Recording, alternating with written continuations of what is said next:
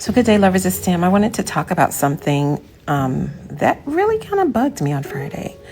So I'm an engineering professor and I teach robotics and circuits and controls and signals and systems, and I have taught freshman and senior design.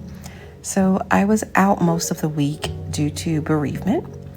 And so the rule of thumb is that students should do about 2 hours of work outside of class for every hour in class. So for example, if you have a 4 credit hour class, that means for 4 hours a week, they should work for 8 hours over the week outside of class.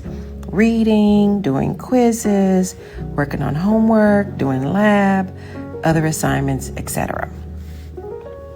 I was gone and I was not there from Monday through Thursday for one of my classes. I didn't come back till Friday. So it's a 4 credit hour class. And so I gave them some work to do while I was gone. So I met with them for 2 hours on Friday. So if we do the math, that means there should have been 2 hours plus 8 more hours, or 10 hours of work that they did away from me, because they never had class with me.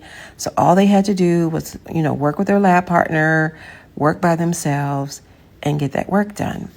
So when I get to class yesterday, and I was like, guys, I'm sorry I wasn't here.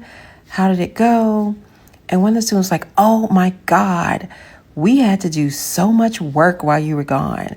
I had to read and I had to watch all these videos, and I did the math. I actually calculated. It was like 6 hours, maybe even almost 8.